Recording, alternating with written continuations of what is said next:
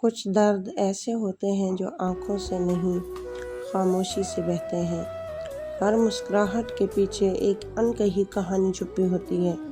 وقت بدل جاتا ہے مگر دل کے زخم آسانی سے نہیں بھرتے۔ جو لوگ دل سے محبت کرتے ہیں وہی اکثر سب سے زیادہ تکلیف سہتے ہیں۔ اندھیری رات کے بعد ہی روشن صبح آتی ہے، امید کبھی مت چھوڑنا۔ خاموش آنسو اکثر سب سے گہری کہانی سناتے ہیں۔ السلام علیکم ورحمۃ اللہ وبرکاتہ، کیسے ہیں آپ سب؟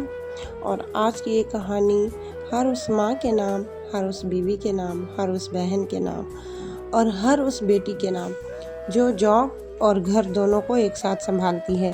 وہ صبح سب سے پہلے اٹھتی ہیں، گھر سنبھالتی ہیں اور ساتھ میں بچوں کو بھی سنبھالتی ہیں، پھر نوکری جاب بھی کرتی ہیں، لیکن افسوس اس کی محبت کی تعریف کرنے والا کوئی نہیں ہوتا۔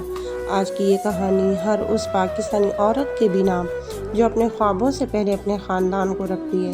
ایک عورت، ایک ماں، ایک بیٹی، ایک بہن، ایک بہو، ایک بیوی، 2 نہیں 3 نہیں بے شمار ذمہ داریاں سنبھالتی ہیں، نبھاتی ہیں۔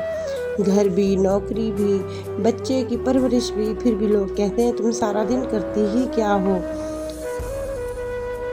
دن بھر کی ذمہ داریاں، شام بھر کے کام، رات بھر کے بچوں کی فکر۔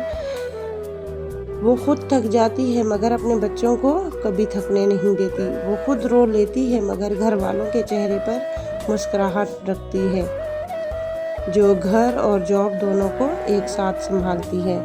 تو آپ بھی بتائیے گا کہ کیا جو عورتیں گھر کے کام کرتی ہیں، جاب کرتی ہیں، تو کیا ان کو گھر میں اپریشیٹ کیا جاتا ہے یا میری طرح ہی بس وہ بھی روتی رہتی ہیں؟ جیسے میں ہمیشہ روتی رہتی ہوں کہ میں جاب بھی کرتی ہوں، میں گھر کو بھی دیکھتی ہوں، بچوں کو بھی سنبھالتی ہوں، لیکن مجھے کوئی اپریشیٹ کرنے والا نہیں ہے۔